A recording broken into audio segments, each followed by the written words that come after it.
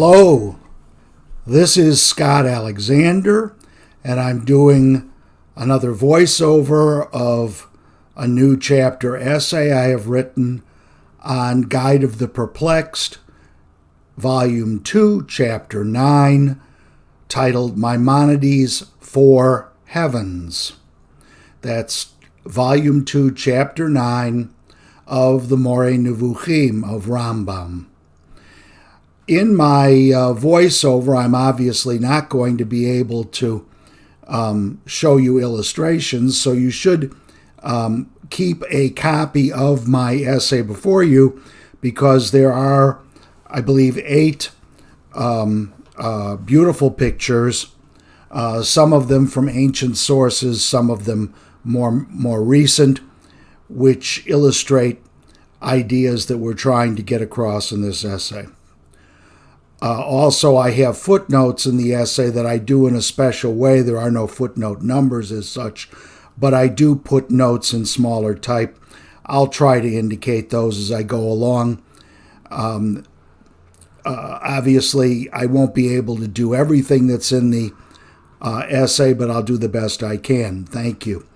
The title of it, again, is Maimonides Four Heavens. It's based on Chapter 9 of Volume 2 of the Guide of the Perplexed. And in this chapter, Maimonides begins a new section from Volume 2, Chapter 9 through Chapter 12. And I begin my essay with a little overview, talking about this section and some of the problems it presents. In this section, Maimonides links his astronomical ideas to the Jewish view of divine rule at the highest, the intermediate, and the lowest levels of the universe. Our chapter, Guide 2:9, is the introduction to this section. It is a brief essay on a forgotten ancient problem, whether to position Venus and Mercury above or below the Sun, relevant to an observer on Earth. Maimonides needed to resolve this problem by positioning those two planets above the Sun.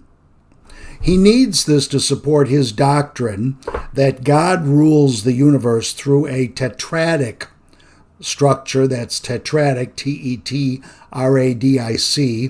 through a tetradic structure, that is to say, that he designed forces and things in the universe with a fourfold nature. Placing Venus and Mercury above the Sun reveals that four-ness, as we will explain. In Chapter 10, he described his amazing four-ness doctrine, how it came to him in a divine vision, and how this quaternary principle arose from sources in Jewish thought. In Chapter 11, he explained how divine influence can work through emanation.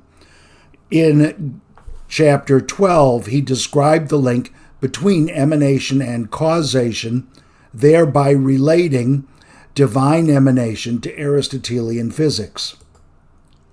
The problem of the location of Venus and Mercury agitated medieval thought, but it seems a strange and unappetizing subject for us. Maimonides' strategy may have been the same as he used in Guide Chapter 2 from the first volume, in the second chapter of the Guide, where the dry material in the Guide's very first chapter might deter the unserious reader from reading the second chapter. I wrote there, quote, "This, Guide 1:2, should have been the first chapter. Where the first chapter is lexical and turgid, this second chapter is luminous and tantalizing. By interposing that different, though fundamental first chapter, Maimonides may hope to dissuade the less qualified from reading this chapter. Those readers have a limited attention span and will think the rest of the book is like the first chapter. Some of the materials in this second chapter would be inappropriate for that reader. In my commentator's introduction, I explained the problem with teaching this material.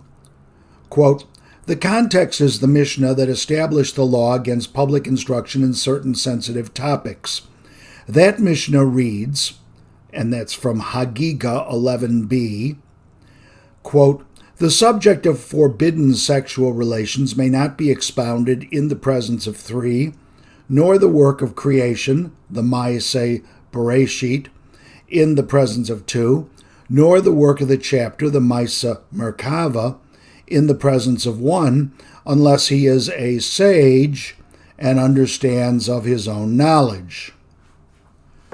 Maimonides' way to comply with Mishnah Hagiga's law against publicly teaching these dangerous matters was to lightly conceal them. Thus Maimonides could reveal this lore to the single virtuous man, though displeasing 10,000 ignoramuses. That's the conclusion of my quote from the commentator's introduction that I wrote. I proceed, this section of the guide does touch on the Maisa Merkava, the mystery of divine providence, which we should screen from the attentions of the crowd. What better way to do so than to interpose a chapter on the obscure science of astronomical positioning?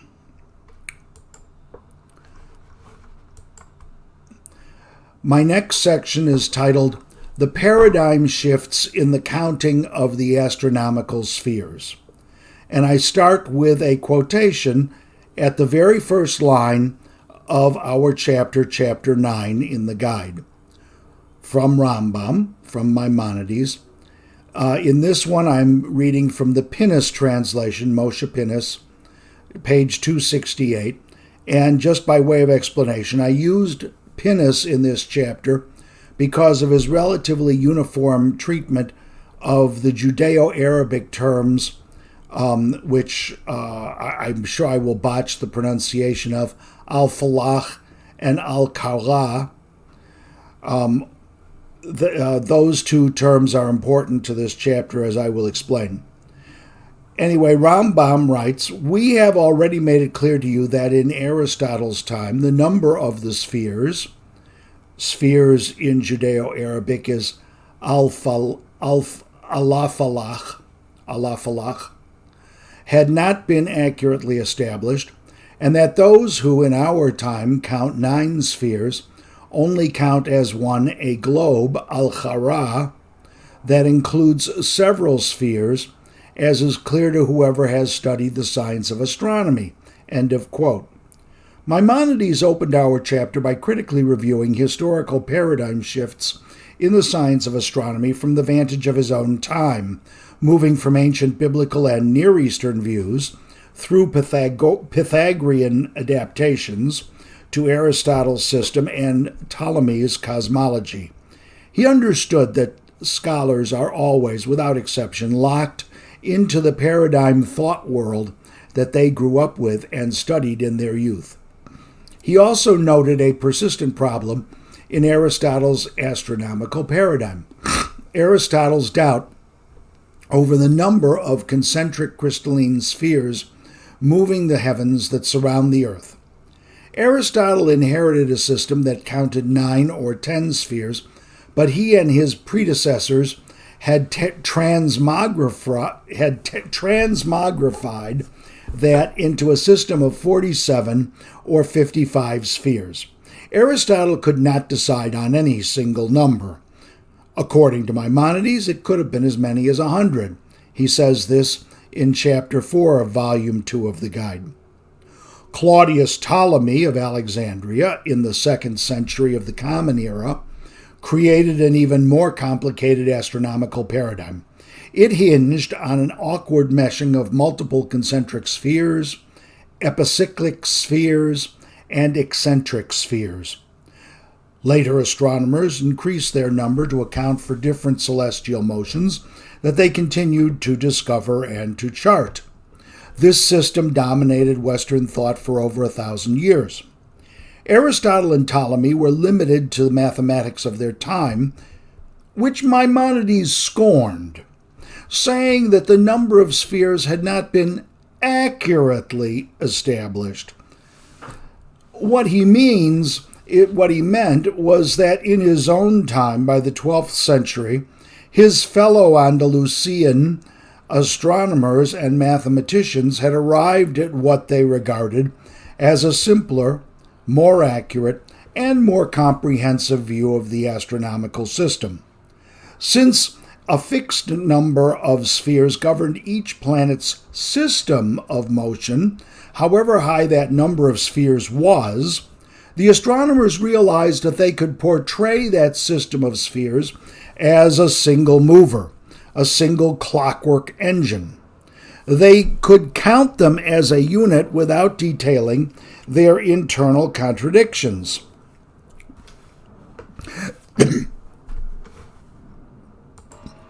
This is what Maimonides means by his remark that we should, quote, count as one a globe, a kadur in Ibn Tibbon's Hebrew translation, that includes several spheres. Again, we should count as one a globe, a kadur, that includes several spheres.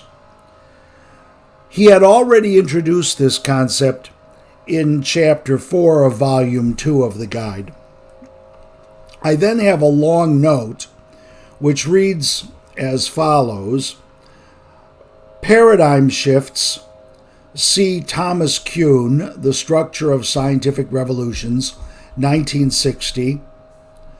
On the line, Aristotle inherited a system of 9 or 10 spheres.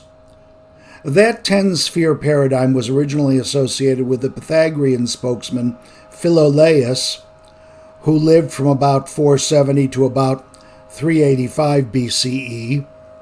On the term globe, the Judeo-Arabic term that Moshe Pinus translated as globe is alakar, in contrast with the term sphere, which is al-falach.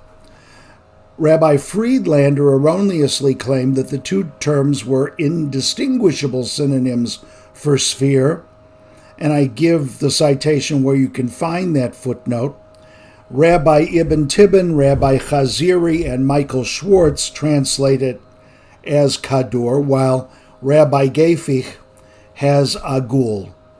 None of these translations really captures the intended idea. See the section of my chapter essay to Chapter 4 of Volume 2 of the guide, titled Maimonides Changes the Vocabulary of the Spheres.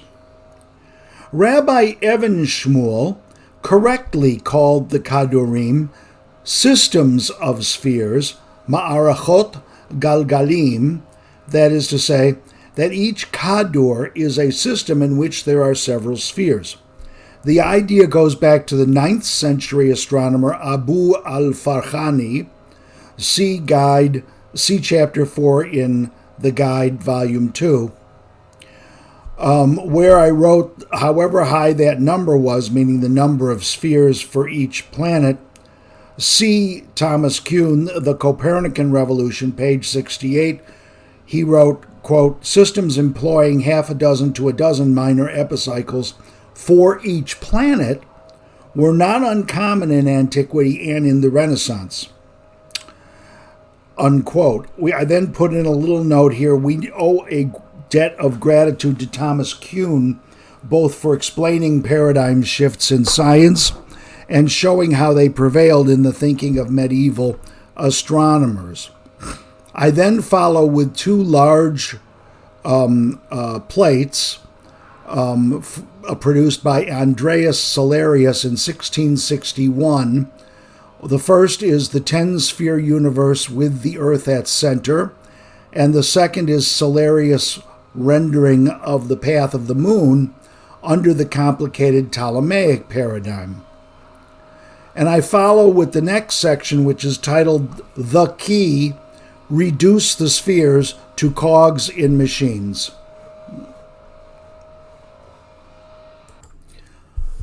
The translation of alakar by Moshe Pinus as globe is not particularly apt. Rabbi Ibn Tibbon has the Hebrew kadur, but it does differentiate it from the idea of a sphere. It was a cosmic engine of many spheres. The spheres were its cogs and wheels. Instead of focusing on the individual parts, astronomers emphasized the single engine behind all the various movements of a particular planet. Those cogs and wheels mesh with each other, as in Solarius' portrayal of the moon shown above. We could call the Cador a heaven, since many interacting spheres could be contained in a heaven. The ancients were familiar with such clockwork engines. As early as the 2nd century before the Common Era, they developed primordial computers like the Antikythera mechanism, whose internal cogs and gears approximated the motion of the known stars and planets. And I have here a photo from Wikimedia of the Antikythera mechanism. The machine was an almanac that could accurately predict 8 different multi-year sports cycles like the Olympic Games, as well as at least 15 different stellar cycles, along with eclipse cycles of over 50 years in length. I do not contend that Maimonides was aware of this particular instrument, but he does write in Chapter 73 of Volume 1 of the Guide of a book of ingenious devices by the sons of Musa bin Shakir, which includes, quote, 100-odd ingenious devices, all of them demonstrated and carried into effect, end of quote, including a programmable automatic flute player, a differential pressure sensor, the first crankshaft, and various water clocks. In Maimonides' day, astronomers had restructured the cosmic system as 9 such heavens. The astronomers had not eliminated the spheres, but viewed them as parts of larger wholes, employing several spheres together to move the planet. The individual planet's sphere engine produced all its peculiar motions, such as retrogression, which were endlessly repeated. In those kadorim, various kinds of spheres joined to produce the predictable endless motions that men see in the night sky. And I have here a plate, modern, by Mr. Robert Ballantyne, which traces the celestial path of the planet Mars from June of 2003 through December of 2003, showing how it loops from June to October in order to help illustrate rather than try to explain what retrogression is. In the quoted passage, Maimonides focused on the revival of a system based on 9 moving principles plus a 10th outer sphere. In the rest of this chapter, Maimonides looked at other paradigms involving either 2 such heavens, or engines, or 5, and finally, a system that satisfied him involving 4 such kadorim.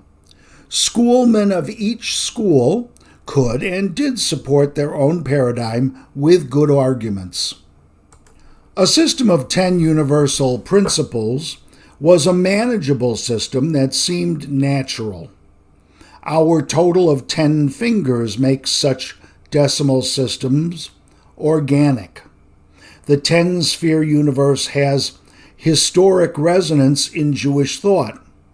It survived from even before the collapse of the Earth-centered paradigm until today as the 10 vessels of the Sephirot.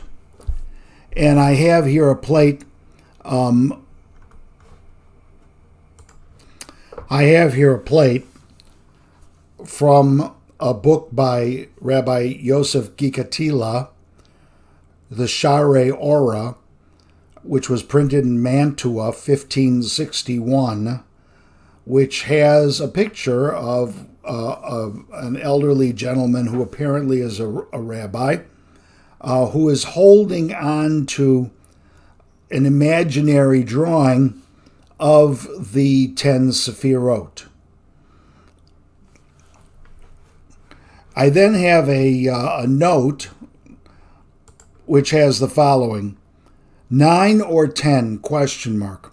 We know that there were only 9 such heavens or engines in Maimonides' system because Maimonides did not call the outer 10th sphere a kura but a phalak, that is to say, a sphere and not a globe engine, presumably because the starless outer sphere held all the other kadurim in a single containing sphere, which was the outer edge of the universe.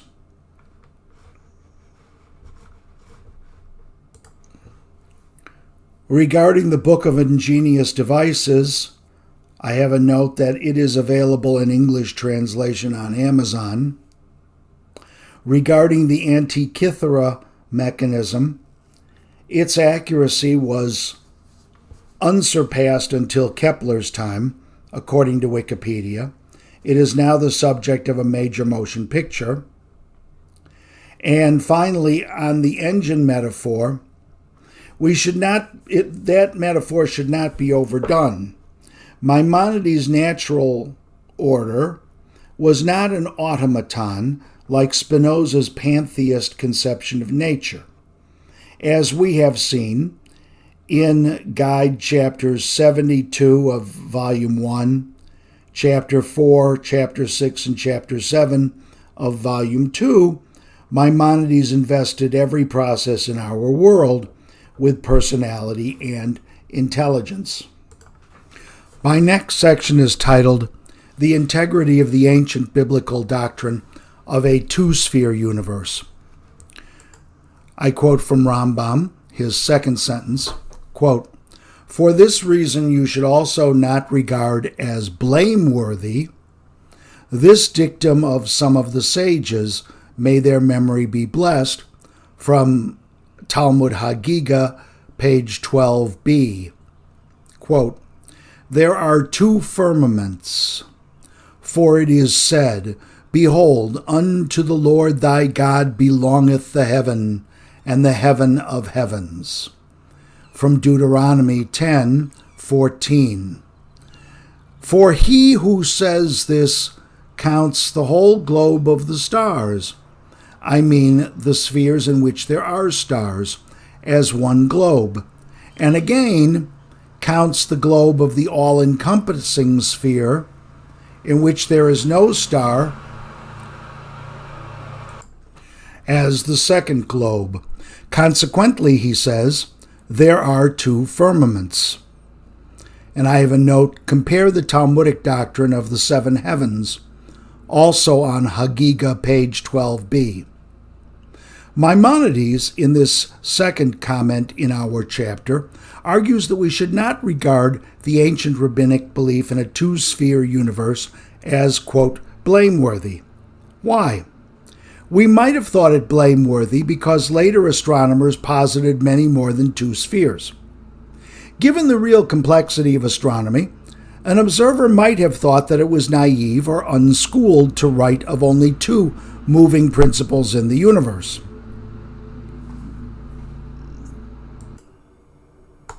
Maimonides argued, to the contrary, that the same logic that made all predictable stellar movements result from 9 large engines inspired the 2-sphere paradigm of the Talmudic sages and of the biblical prophets. As he said, quote, for he who says this counts the whole globe of the stars, I mean the spheres in which there are stars, as one globe, end of quote. Since astronomers could predict and chart the paths of both the fixed and the moving stars, it made sense to include them all in one sphere or firmament and to sheathe that in another heaven of heavens containing the waters above the firmament, but no figured heavenly bodies. That outer sphere was the outer husk of the universe, the one that enclosed the whole. I here have a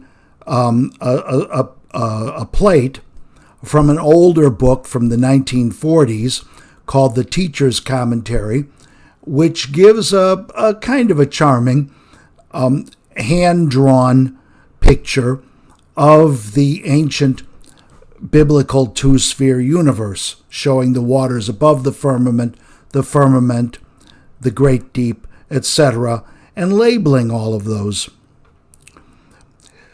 I proceed. People believed in this paradigm for eons, according to Thomas Kuhn, in his chapter entitled, quote, The Ancient Two-Sphere Universe.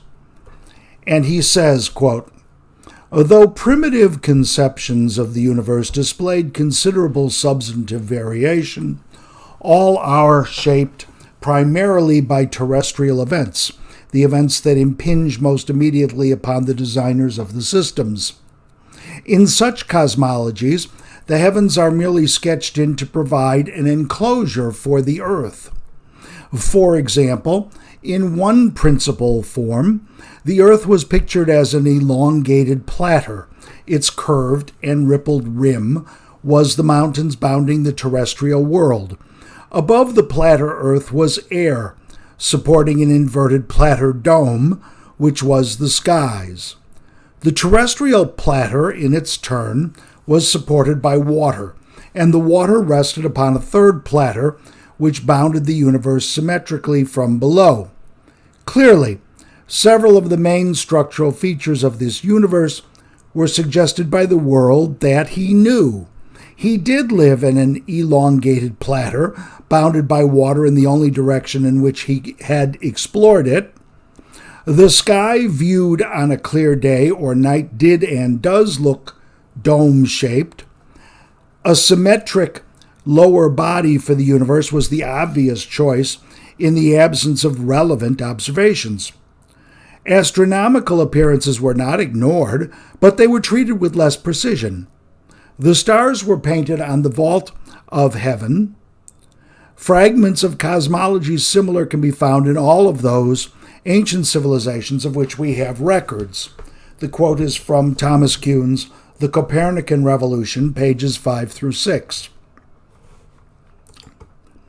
And speaking of the astronomer's labors to understand the confusing behavior of what we now call planets, he wrote, We shall examine some of the ancient explanations of these planetary deviations.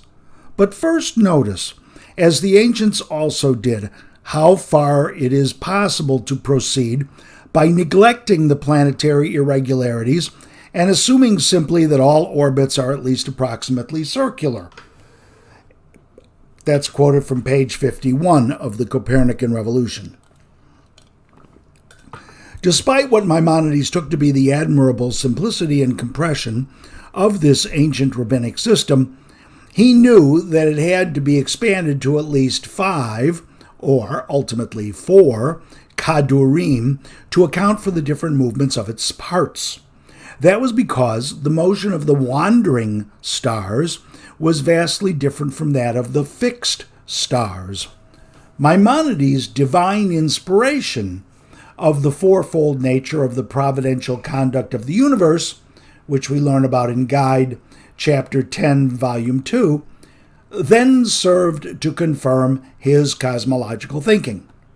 But first, he had to sort out a nagging problem that had bedeviled astronomers from ancient times until his own. What should be done with Venus and Mercury? My next subsection is called the paradigm of the five-sphere universe. And I start with this quote from Maimonides in our chapter. Now I shall set forth for your benefit a preface needed for the purpose that I have in view in this chapter. This preface is as follows. Know that regarding the spheres of Venus and Mercury, there is a difference of opinion among the early mathematicians about whether they are above the sun or below the sun, for there is no demonstration proving to us what the position of those two spheres is. I then have a short note that Moshe Pinnis should have translated both uses of the term spheres here as globes to preserve consistency. He strayed here from his uniform treatment of the Judeo-Arabic term al-Khara. He acknowledged this in his footnote 5 on page 268 of his translation. Returning to my text, Maimonides now relates, quote, "For the purpose that I have in view, the history of the thorny ancient dispute over whether Venus and Mercury were above or below the sun, apropos viewers on Earth. This takes more than half the chapter. Since we regard Mercury and Venus as planets rotating the sun, the question does not arise because sometimes they really are above the sun and sometimes below it. The threshold problem in those days, however, was that the paths of Mercury and Venus were not clear to the unaided vision.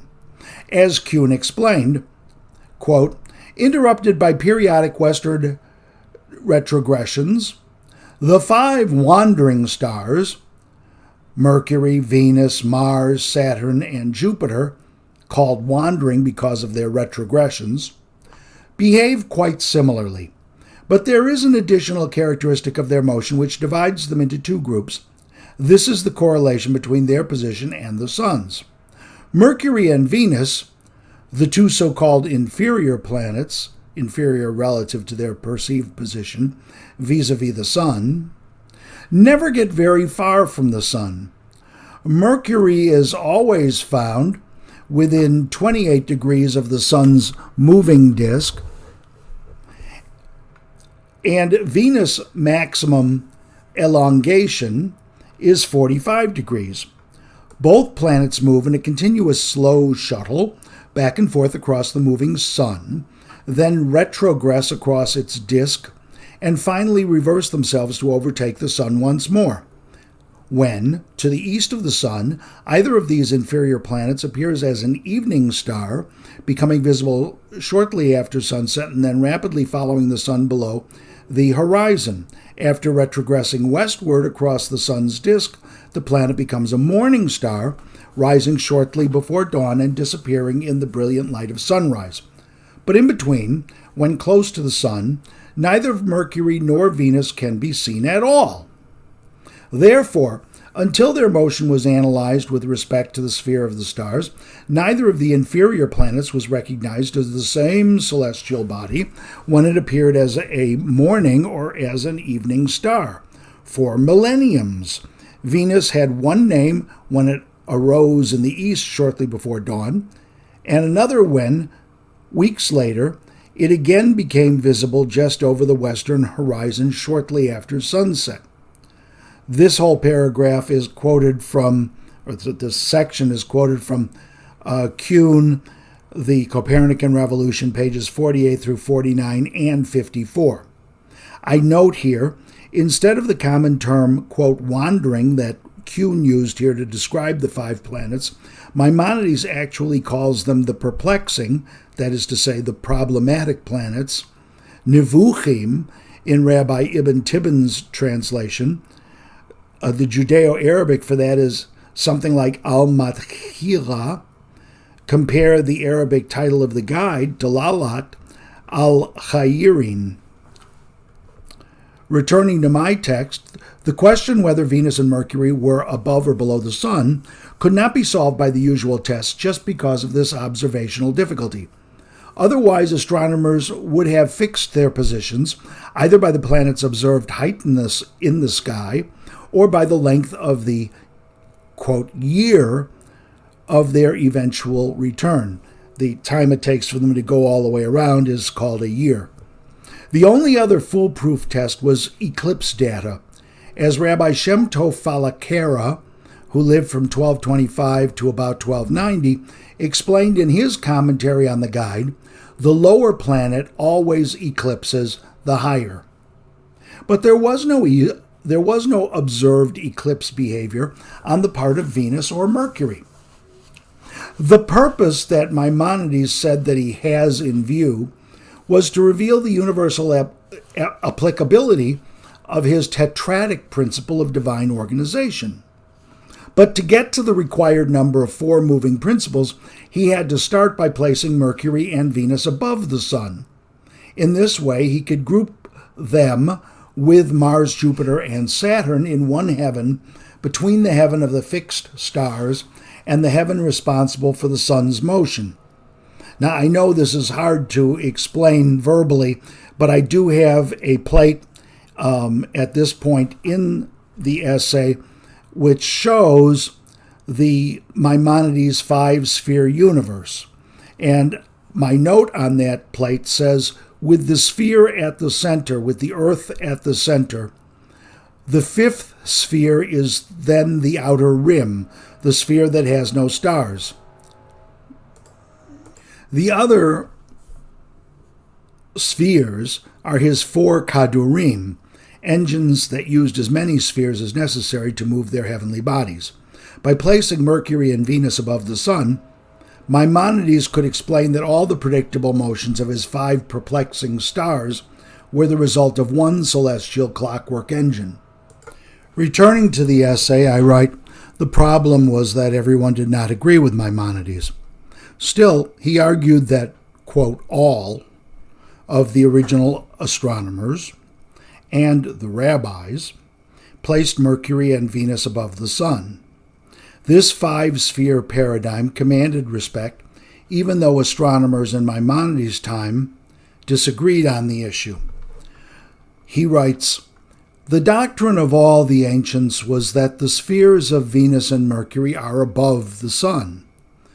Know this and keep it entirely present in your mind. Then Ptolemy, who lived from about 100 Common Era to about 170 Common Era, came and decided in favor of the opinion that they were both below the Sun, saying that the greatest likeness to a natural order would be manifested. Shehu hayoter nireh beofen tivi, that the greatest likeness to a natural order would be manifested in the Sun's being in the middle, with 3 planets above and 3 below. End of quotation. Maimonides' phrase in this passage, quote, know this and keep it entirely present in your mind, is typical of the phrases that he used to signal that an issue was subject to the rule of Mishnah Hagiga against public instructions. That there were 4 divine moving principles pervading the universe was clearly a topic in Misa Merkava, the concealed subject of the system of divine providence. Maimonides' account in the quoted passage is consistent with what we know of the development of astronomy. In Kuhn's words, quote, until the 2nd century BC, most astronomers placed the Sun's orbit just outside the Moon's, Venus's outside the Sun's, then Mercury's, and then Mars. After that date, however, the order of Mercury, Venus, Sun, Mars, etc. became increasingly popular.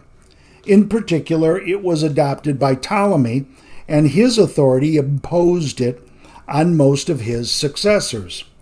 That's from Kuhn's The Copernican Revolution, page 54. Returning to my text, why did Ptolemy change the planetary positions? According to Maimonides, Ptolemy placed the Sun between the planets because it manifested, quote, the greatest likeness to the natural order. Rabbi Evan Shmuel explained Ptolemy's theory as the idea of heavenly harmony. Just as there would be 3 planets above the Sun, they would be balanced by 3 below it, the Moon, Mercury, and Venus. Compare this to similar ideas of the harmony of the alleged music of the spheres of the last chapter, chapter 8 of volume 2 of the Guide. He suggested that such Pythagorean considerations of scientific elegance prevailed upon Ptolemy, who otherwise, quote, had no demonstrative proof for his position. It was a hypothesis that would neither have been necessary nor accepted but for the fact that the great Ptolemy proposed it. This is my translation of Rabbi Evan Shmuel here and throughout the essay. Nonetheless, according to Maimonides, the pendulum in Spain had swung back to the pre-Ptolemaic paradigm.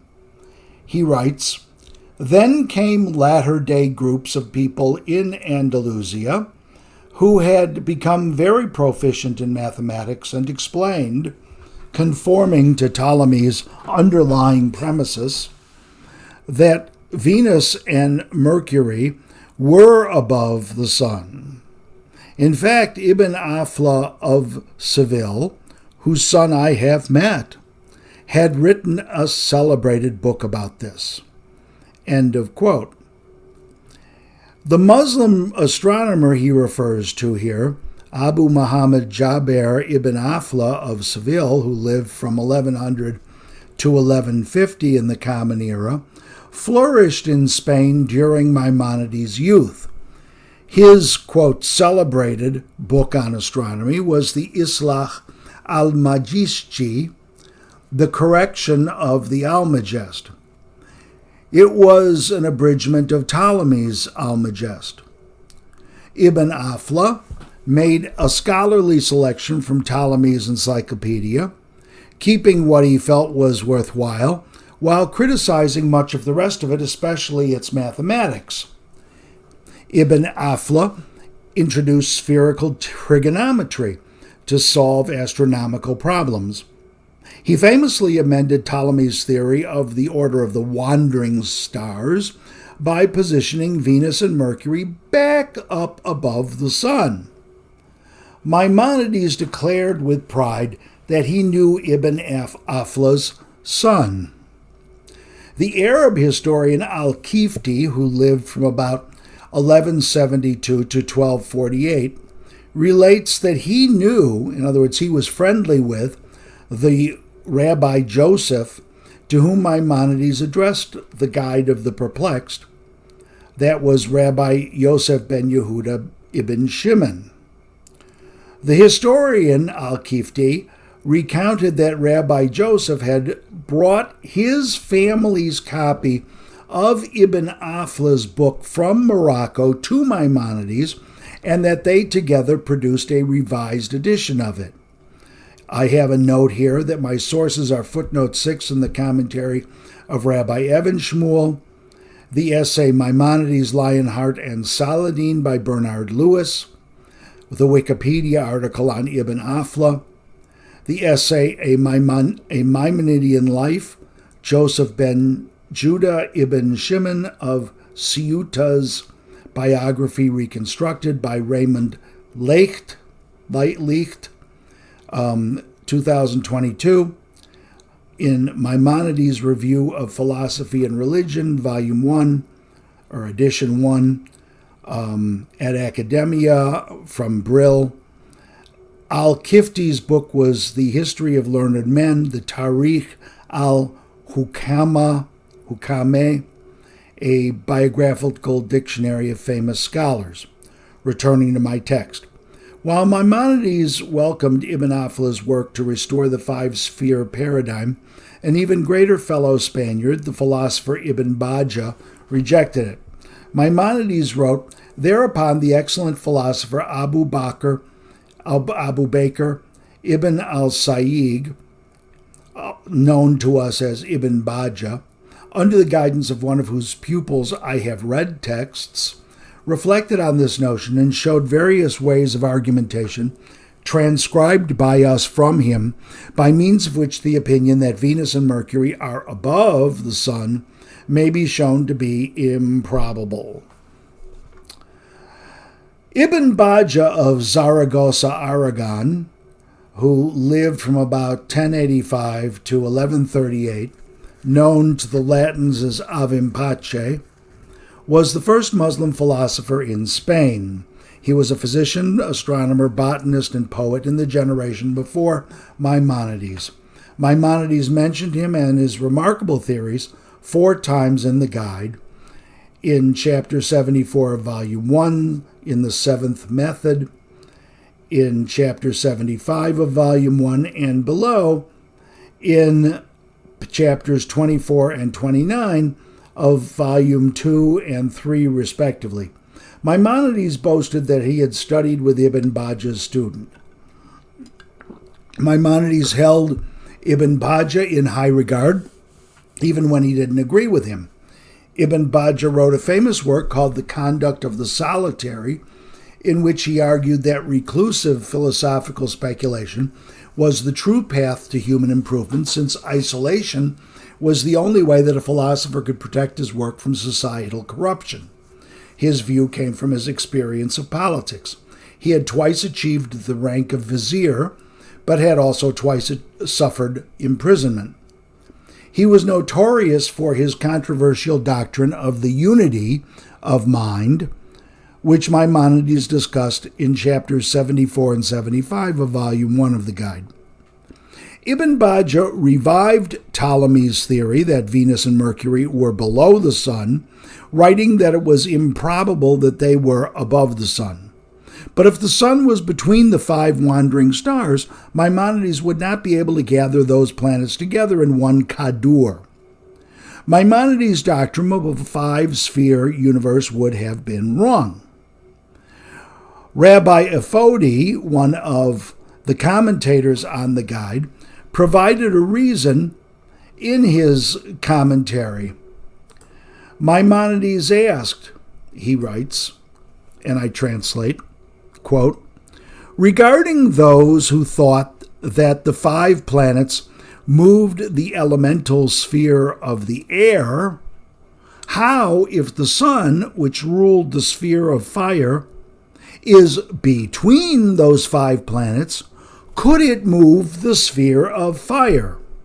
In other words, how could the kadur of the sun move the sphere of fire if there were all these planets in the way?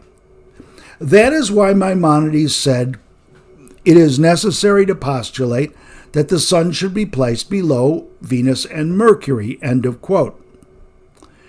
In other words, not only would the revival of Ptolemy's theory split the universe into 6 heavens, number 1 moon, number 2 Mercury, Venus, number 3 sun, number 4 Mars, Jupiter, Saturn, number 5 the fixed stars, number 6 the outer rim. But it would also make it impossible for the sun to directly rule the element of fire. To explain, according to Aristotelian theory, the 4 terrestrial elements had as their proper places their own spherical bands. Elemental earth formed the central sphere, surrounded and ultimately permeated by the sphere of water, surrounded by the sphere of air, which was surrounded by a sphere of fire. And I have a chart of this that I prepared at this point in my essay, labeled The Spheres of the 4 Terrestrial Elements. I then write, assume that each of these elemental spheres was moved by one of the kadurim, and that the sphere of fire was ruled directly by the kadur of the sun. How could the kadur of the sun move the sphere of fire if its action was interrupted and blocked by an impassable kadur of Venus and Mercury? Rabbi Ephodi's argument was impressive, but it entailed more assumptions than Maimonides would have wanted to make. Maimonides instead employed a 3-step argument that was far more subtle. First, he denied that Ibn Bajjah's argument was sufficient to change his mind. Quote, the argument set forth by Abu Bakr, Ibn Bajjah, is one purporting to show that this opinion is improbable, not one purporting to disprove it entirely. End of quote. In other words, while Ibn Bajjah had argued that it was improbable that Venus and Mercury were above the sun, he didn't say that it was impossible. This clever move is a foretaste of Maimonides' eventual argument against Aristotle's eternalism. While the miracle of creation ex nihilo, as in the book of Genesis, may have been improbable, Aristotle could not prove that it was impossible. Maimonides' second step was also presaged his future defense of creationism. He relied on historical tradition. He writes, quote, all the early mathematicians, that is to say the astronomers, put Venus and Mercury above the sun. Here Maimonides called upon the integrity of the ancient cosmological paradigms that simplified the heavenly picture.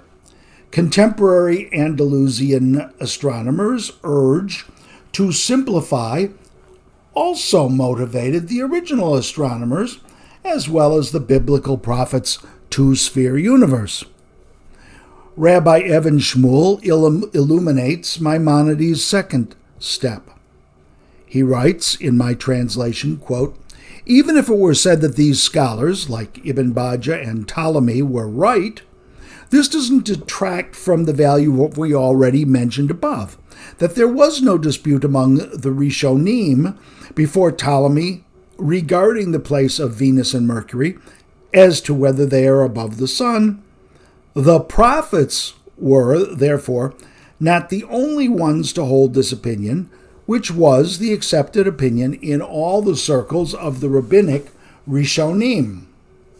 I then have a note referring to where Rabbi Evan Shmuel made this comment and stating, "The Rishonim were the ancients. Maimonides used this term in our guide chapter indiscriminately and purposely for both the ancient astronomers and the venerable sages of the Talmud, the Judeo-Arabic being something like al-Aqdamim." He then writes, I then write, Maimonides' third step was to argue that it didn't matter whether Ibn Bajjah was right. He writes, "Whether this matter be so or not, all the early mathematicians put Venus and Mercury above the sun," and I put the Hebrew here for that line, "Klalu shel davar, yihyeh hadavar kach o lo yihyeh, hine kol harishonim hayu mesadorim, noga v'kochav me'al hashemesh." This third step was a corollary of the second step. Whether it be so or not, that in fact Venus and Mercury were above the sun, made no difference if it worked out mathematically. After all, the mathematicians had no heavenly foothold to judge the correctness of their theories. Maimonides emphasized that we should never confuse the theories of the astronomical mathematicians with truth. Quote, this is from chapter 24 of volume 2 of the guide in Rabbi Friedlander's translation. Quote, "I have explained to you already, viva voce, that these difficulties do not concern the astronomer, for he does not profess to tell us the existing properties of the spheres, but to suggest, whether correctly or not, a theory in which the motion of the stars is circular and uniform, and yet in agreement with our observation." End of quote. Since the rabbis, like everyone else in ancient times, believed that Venus and Mercury were above the sun, that doctrine infused and constituted the paradigmatic language that the prophets used to express their revelations. So now, finally, Maimonides could turn his attention again to the language of prophecy, which this is not in my essay, but just to note that my whole system of interpreting the Moreh Nevuchim, the Guide of the Perplexed, is that it is about prophecy. Maimonides Four Heavens is the title of my next section.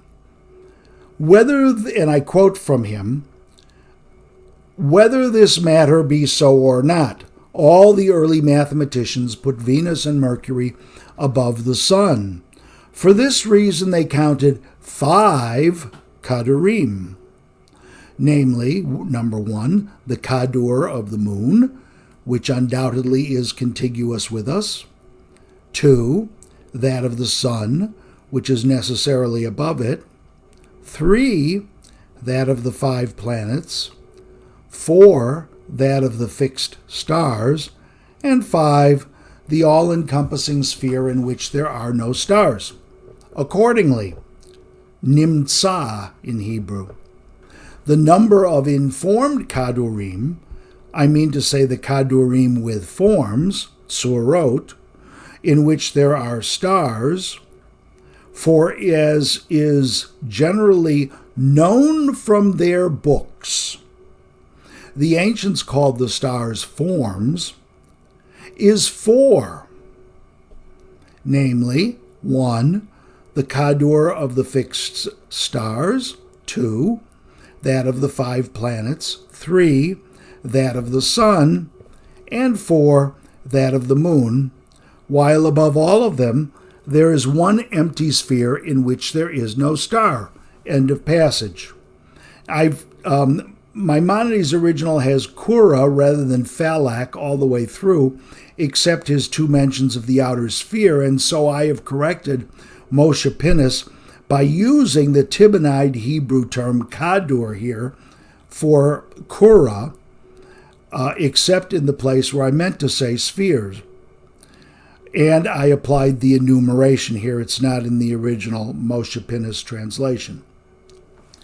Returning to my text, if the principle of the tetradic universe was so important to Maimonides, and it was, how did he move from his 5-part cosmos in the first part of the passage to a 4-cador heaven in the latter part?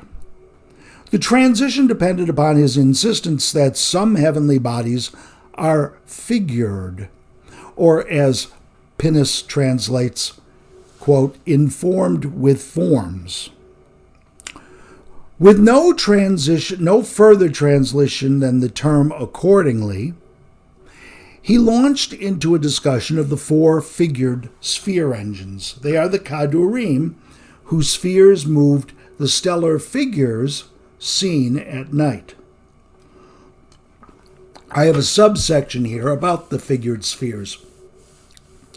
This terminology of figured or informed spheres is slippery.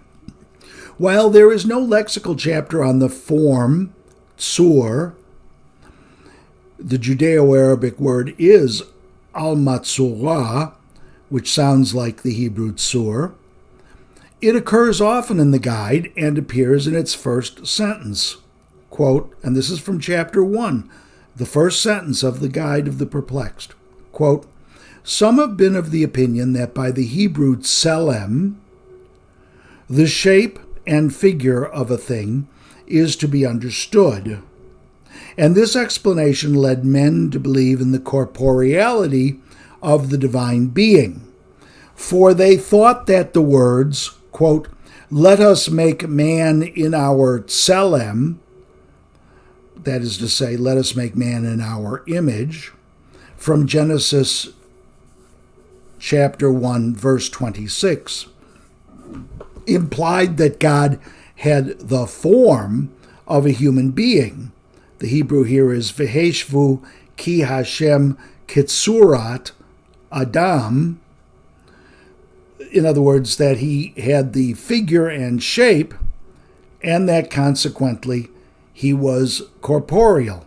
End of passage.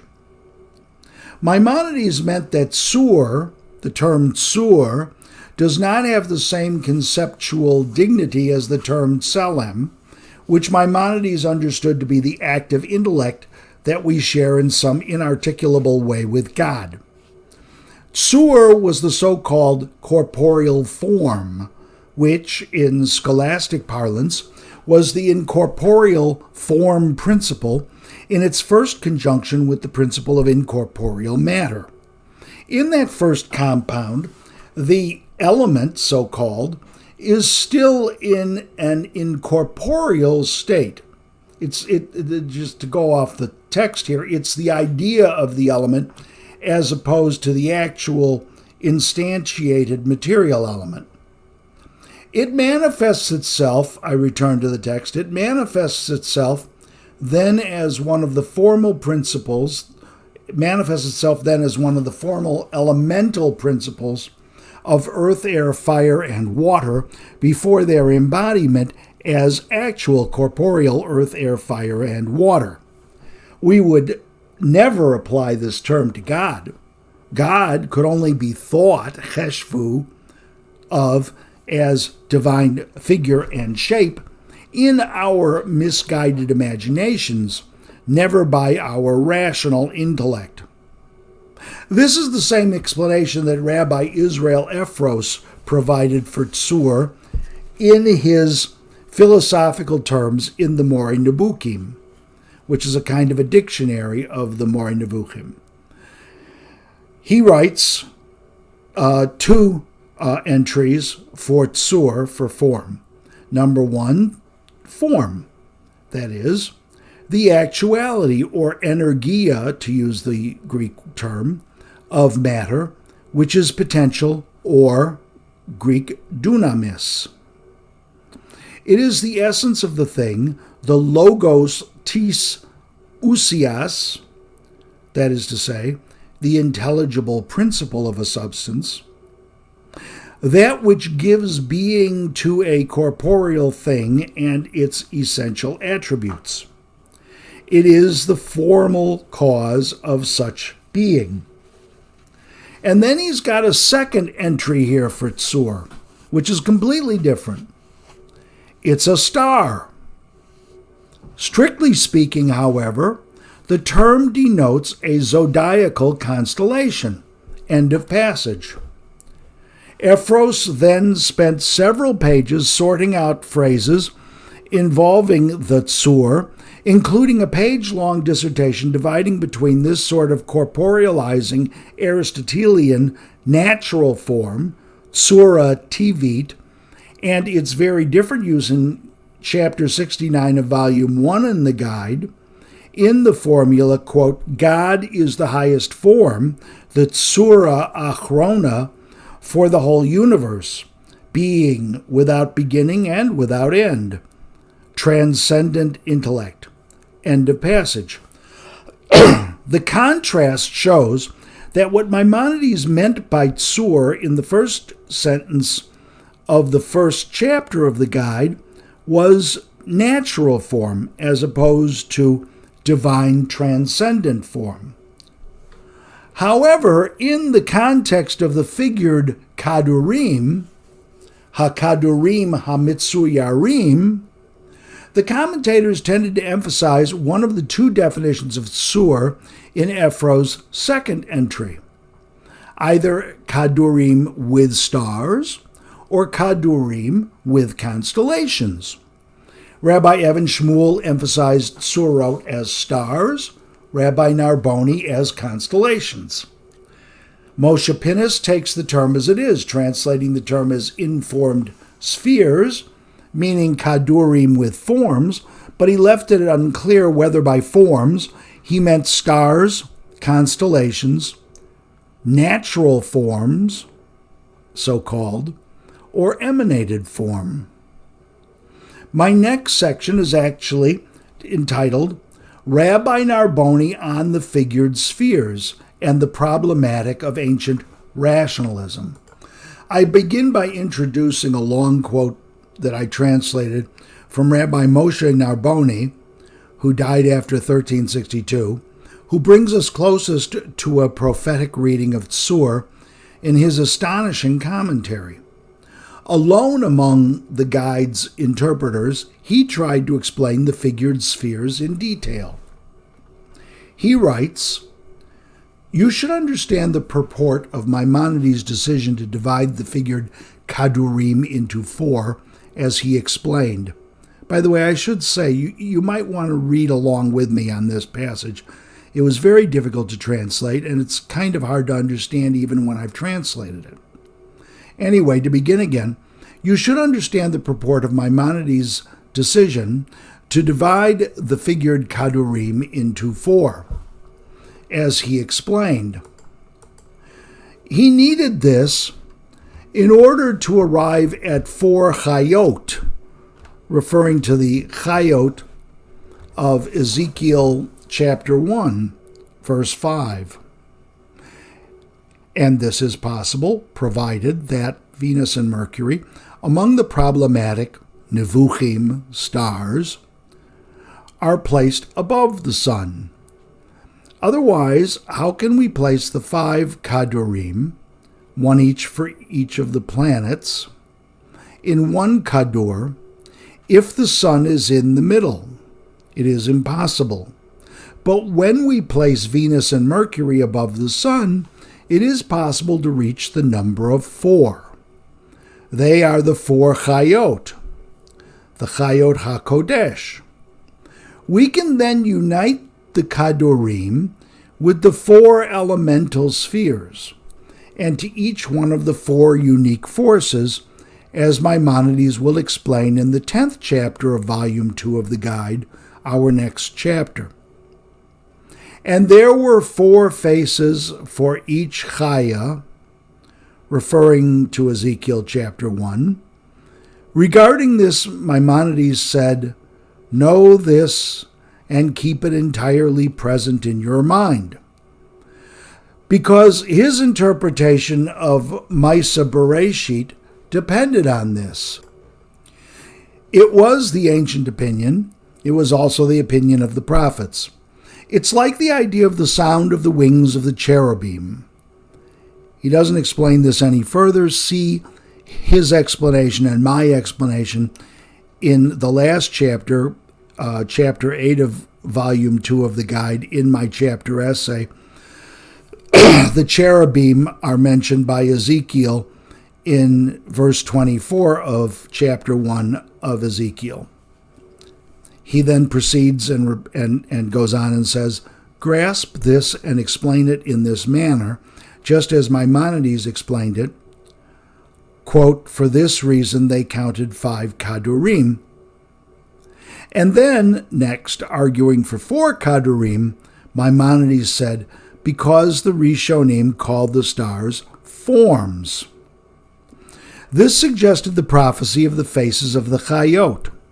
This is the greatest of secrets because it suggested an important doctrinal principle of the ancients about such astronomical configurations when inscribed in amulets by craftsmen. This is the question of the likeness of the inferior forms, that is to say, the terrestrial forms, to the superior forms, the cosmic forms, or figures appearing in the constellations. Specifically, the instantiation from God of the form that motivates man. Maimonides referred to this use of figured forms to their books. Thus, Ptolemy said in the Centiloquium, the 100 Aphorisms, known in Arabic as the Book of the Fruit, quote, "The forms in our world of composition are subordinate to the forms, figures, of the spheres, and it is for that reason that the craftsmen of talismans engrave their amulets with that circuit of those stars which corresponded to the need of the recipient of the amulet." The commentator Abu Jabir ibn Afla said regarding this passage, quote, "This dictum of Ptolemy sustained the tradition of the talismanic craftsmen."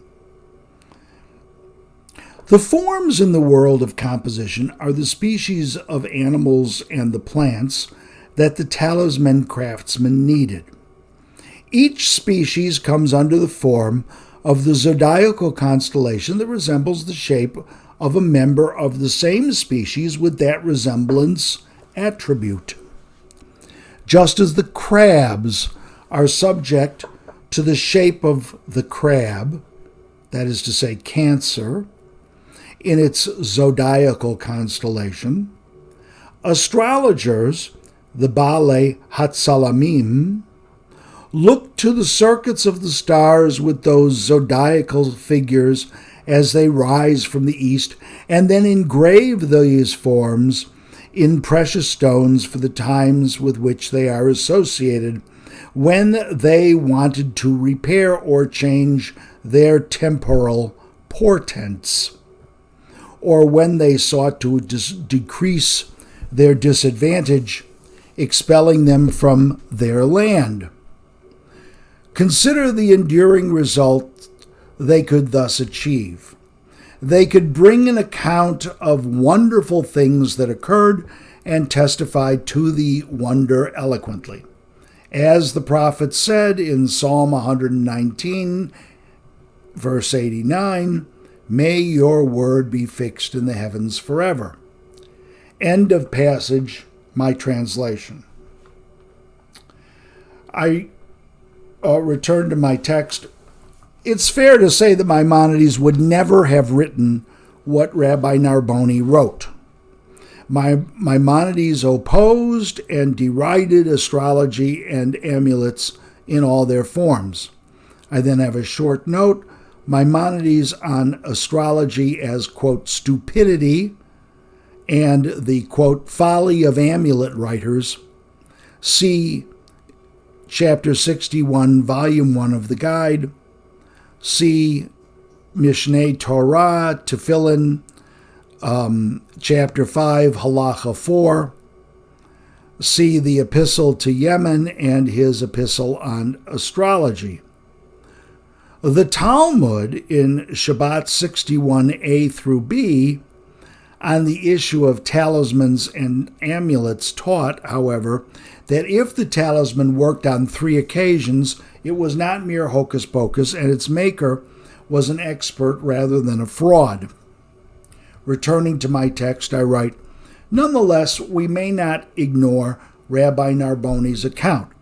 The fact that actual astronomers thought that the constellations in their figured manifestations had something to do with their emanation of form upon matter is most interesting.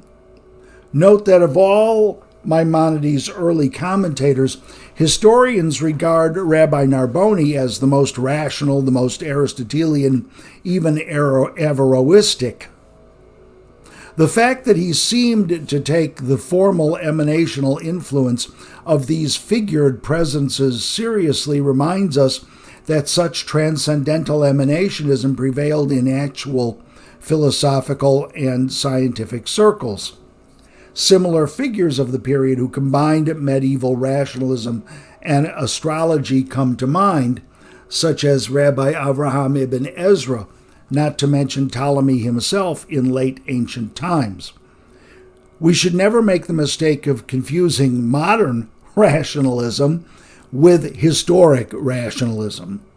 Indeed, Rabbi Narboni listed such philosophers as Rabbi Ibn Ezra, Avicenna, Ghazali in the philosophical Maqasid al-Falasifa, and even based only partly on pseudepigrapha, Averroes himself, as sources for Rabbi Narboni's doctrine that prophecy and the prophet's miracles come from the human mind functioning as the two-way transmitter of celestial consciousness.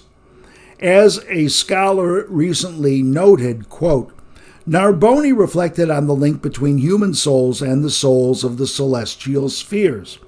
In his opinion, Al-Ghazali, who lived from about 1058 to 1111, suggested that human souls do not function in a similar fashion. I read that wrong. He suggested that human souls do not merely function in a similar fashion to celestial souls, but that they are rather part of the same entity. Narboni interprets Al-Ghazali as saying that human souls are in fact celestial souls functioning within human bodies, and states that this conception was shared also by Averroes and by Avraham ibn Ezra. According to Narboni, both theories, Rabbi Ibn Ezra's and Ghazali's, maintain that miracles can occur once an individual human soul cleaves to the supreme celestial entity. Nonetheless, they differ regarding the platform on which these miracles are conducted. According to Narboni, Al-Ghazali portrays a method in which the celestial souls operate in the sublunar world through individual souls, thus generating deeds that are perceived as miracles. In contrast, the theory that he attributes to both Ibn Ezra and Averroes depicts the individual soul's reversion to its supreme origin, thus performing miracles in the heavenly sphere. End of passage.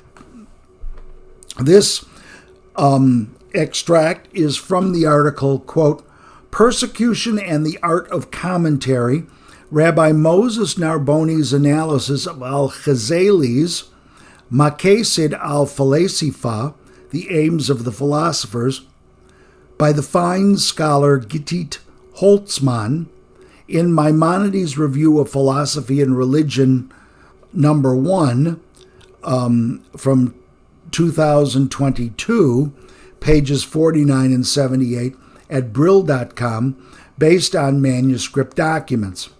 Professor Holtzman provides the biblical examples in her article that Rabbi Narboni used to substantiate the two platforms that she described. She rightly called for Hebrew and English printings of the underlying manuscripts. Regarding the Centiloquium, I have a note. Here is the passage that Rabbi Narboni quoted from the Centiloquium in Henry Coley's 17th century English translation. Dictum number 9, quote, In generation and corruption, earthly forms are subordinate to the celestials, wherefore they that frame images, meaning talisman makers, do then make use of them by observing when the planets do enter into those constellations or forms. Henry Coley's 17th century translation reflects the same understanding of this passage that both Rabbi Narboni and Ibn Afla endorsed.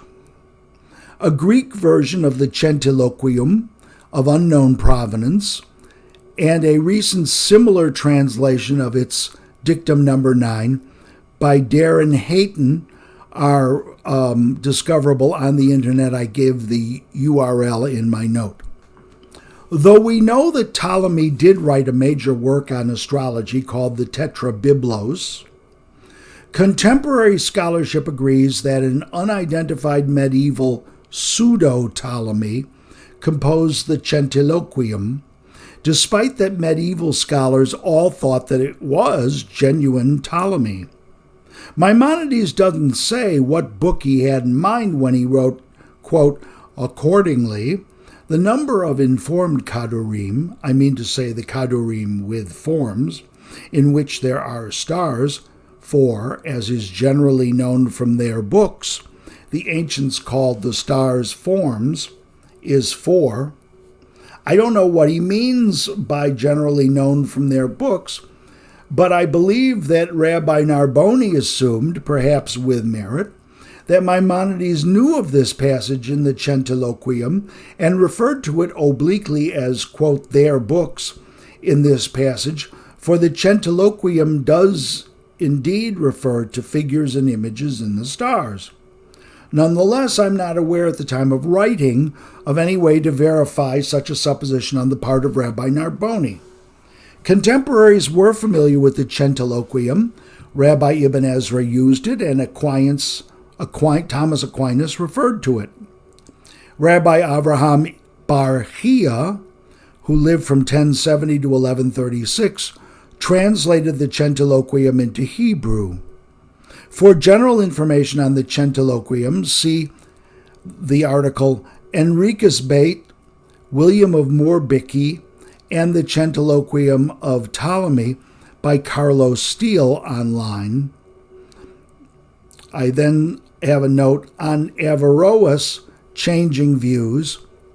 The article, quote, the medieval astrologization of Aristotle's biology, Averroes on the role of the celestial bodies in the generation of animate beings by the wonderful scholar Gad Freudenthal in Arabic Sciences and Philosophy, Volume 12, 2002, pages 111 through 137, available on Academia.